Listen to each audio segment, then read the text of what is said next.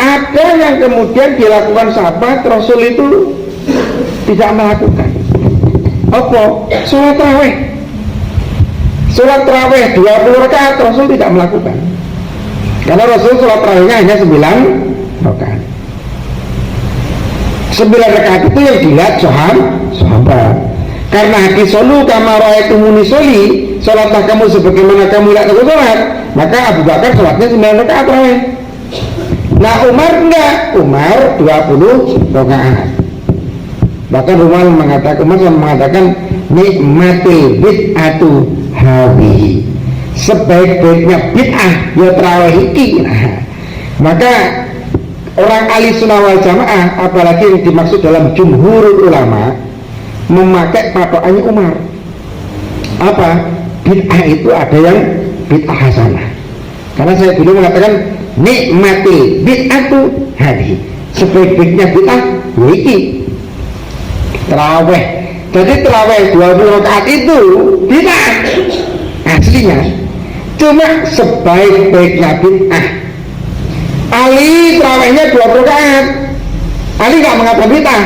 Ali mengatakan tarawih kita ini yang 20 rakaat ini dulu dikerjakan oleh Umar, dan Umar tidak pernah melihat Abu Bakar 7 rakaat, tapi beliau berijtihad bahwa Rasulullah itu sebetulnya tarawih nambah rakaatnya ketika di rumah.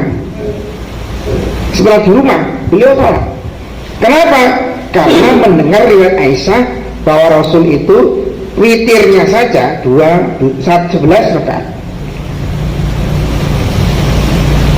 Jadi dalam hadis Aisyah, Aisyah radhiyallahu anha qalat kana Rasulullah sallallahu alaihi wasallam lam yusolli fi Ramadana wala fi ghairi ala ihda asyarata rakaatan. Jadi Rasulullah tidak sholat di luar Ramadan atau di witir, dimaksud di kolom witir di atas 11 rakaat. Rasul tidak melebihi sholat di atas 11 rakaat. Jadi dalam riwayat yang sedikit ini berarti sholatnya Rasulullah senggantaknya 11 rakaat witir gitu.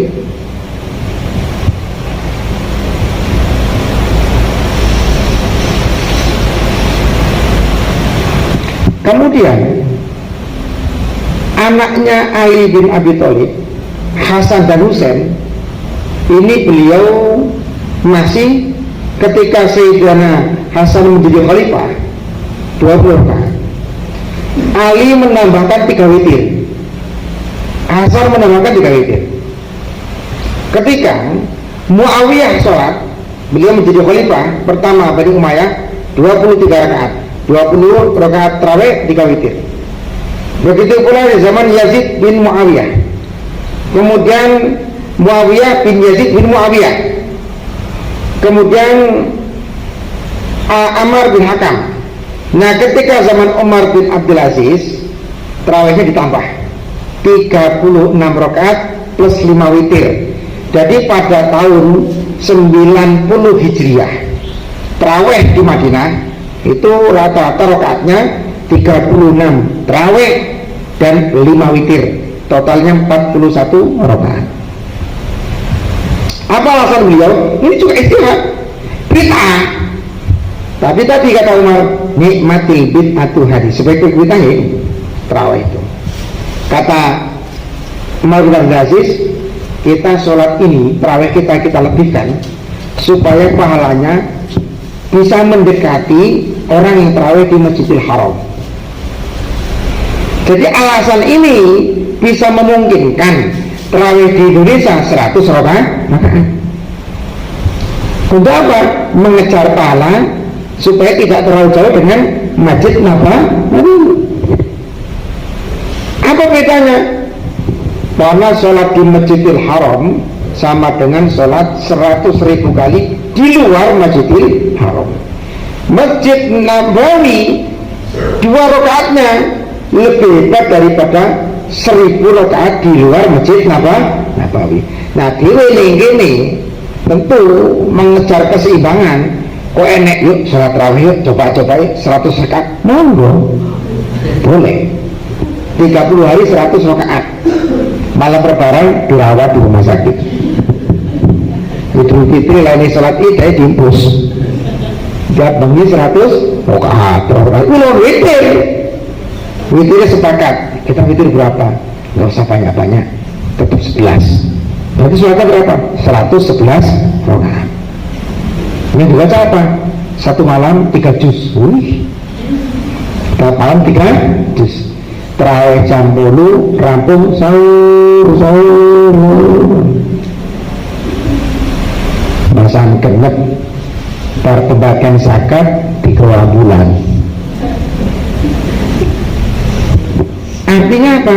Terawih itu tidak dibatasi berapa harus sholat. Kenapa sholat terawih? Artinya terawih itu nyantai kok, rileks. Sholatnya orang seneng. Terawih ini kan senang, ngerohah, senang, nyantai, longgar.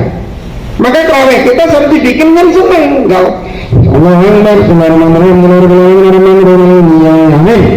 Aku seneng karena di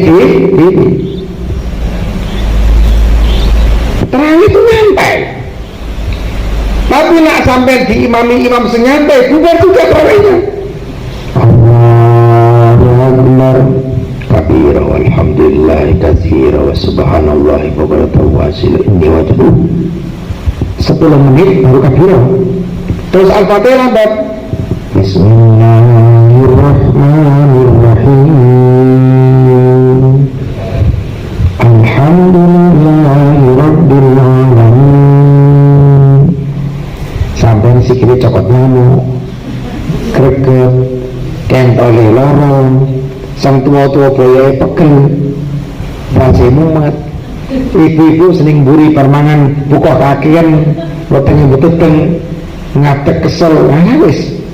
Akhirnya Pak Sisut terawih di situ orang meneh, jengkeli. Akhirnya apa Pak? Orang itu kalau terawih golek yang paling cepat. Bener gak Pak kira-kira? Cepet. Syukur-syukur sangat rakaat. Kuwi sing cepet. Jadi terawih hanya 5 menit setengah. Dikasih menu terawih 30 juz nggak teko. Kenapa? Lumrah. Orang itu memang senang terburu-buru. Sifat dasar menungso senang terburu-buru. Tapi siji gak gelem dhewe buru-buru mati ya gelem. Buru-buru sugih kepengin, buru-buru bojo kepengin, buru-buru sukses kepengin, kuwi kepengin buru-buru. Tapi bahasan ke buru-buru mati gak bojo dhisik. So, nek iso umur 300 tahun.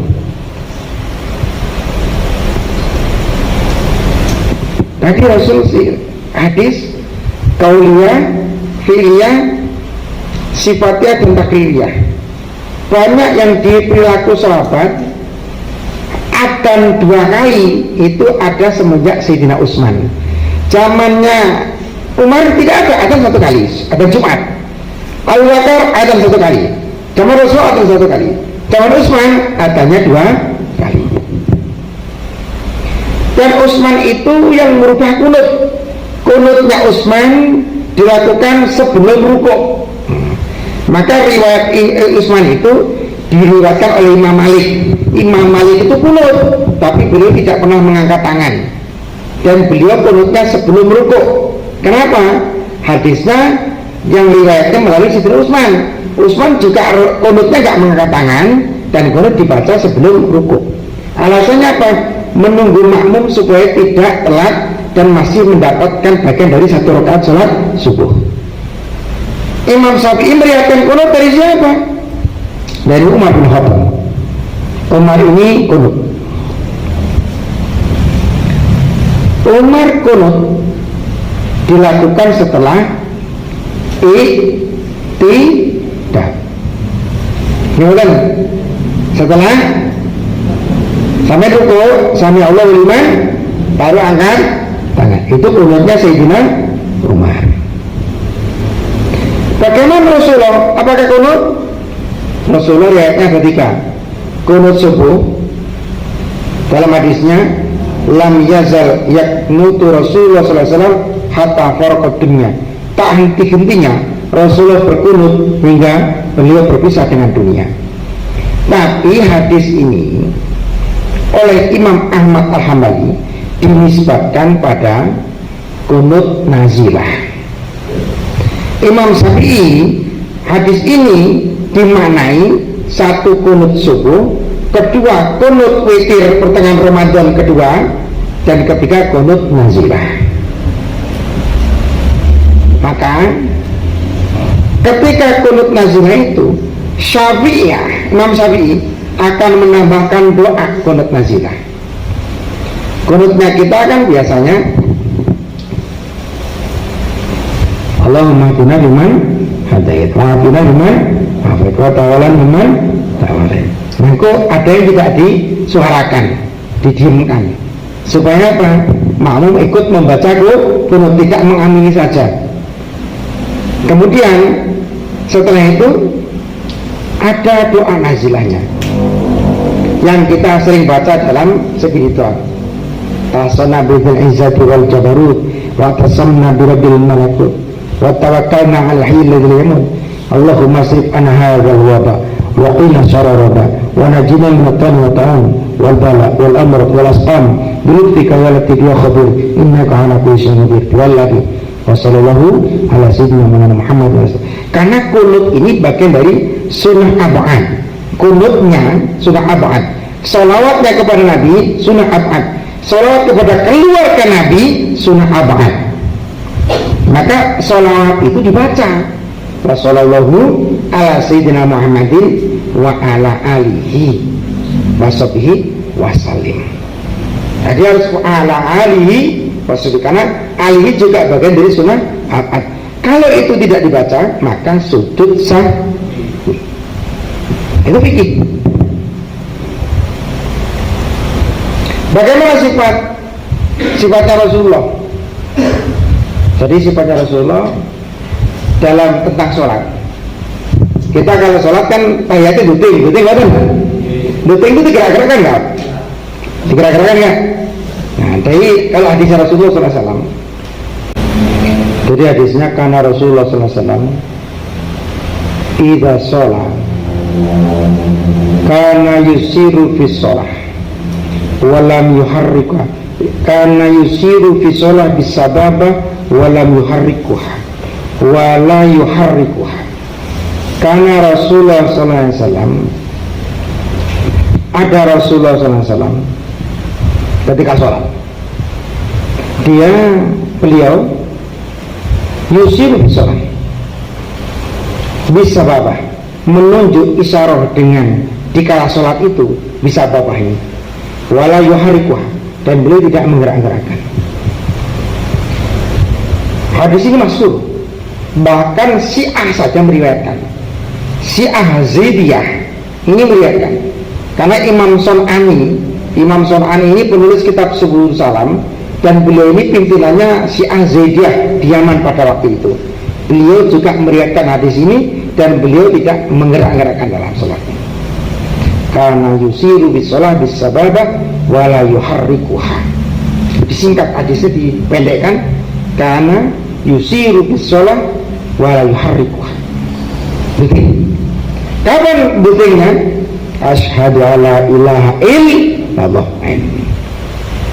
Tidak perlu digerak-gerakkan. Ada sholat, ini juga bagian dari hadis fi'liyah.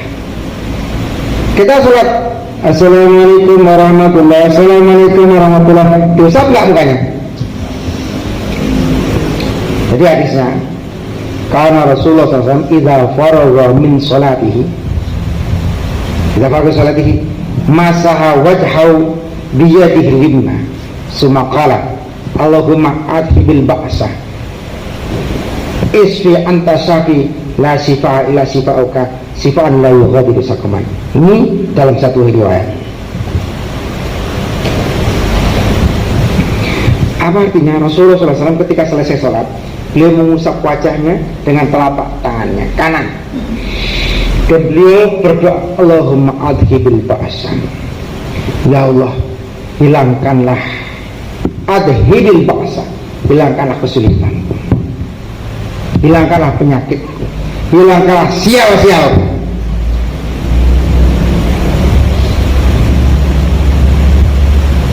Jadi kalau kita musa, kalau sampai nggak bisa bahasa Arab, bisa, ya Allah hilangkanlah sial-sial. Kemudian ada setelah sholat salaman. Apa Rasulullah salaman? Hadis beriwayatkan tidak menerangkan setelah sholat salaman. Cuma salaman itu penting, karena kata Rasulullah, ma min muslimin idza laqiya summa yatasaffahani illa ghufira lahuma qabla an yatafarraqa. Tidaklah dua orang muslim yang bertemu kemudian mereka berjabat tangan, kecuali Allah mengampuni dosa mereka sebelum mereka berpisah. Kenapa para ulama-ulama mencontohkan bersalaman itu salaman? Karena sholat itu seperti sebuah perjalanan. Walaupun jejer dalam sholat nggak boleh obrolan. Allahu Akbar, tidak boleh. Wih, kok telat sholatnya? Tidak sah. Maka sholat itu seperti perjalanan jauh yang nggak saling mengenal. Setelah assalamualaikum baru kita salaman. Karena definisi sholat kan begitu. Apa sholat itu? Ad-du'a. Ad-du'a'u muftatahatun bitakbir, muftatamatun bitaslim, bisara'ita mahsusatin, biarkanin mahsusatin. Sholat itu adalah doa. Jadi sholatnya rangkainya doa semua. Allahu Akbar. Ini doa besar, luar biasa. Kalau sudah mengucapkan Allahu Akbar, masalah kita adalah kecil, karena yang besar hanya Allah. Itu doa. Kabir, alhamdulillah, kasir, waswanallah. Itu doa semua. Al-Fatihah itu juga doa. Ihdinas siratal mustaqim, ya Allah tunjukkanlah kami jalan yang lurus. Sholat itu juga doa.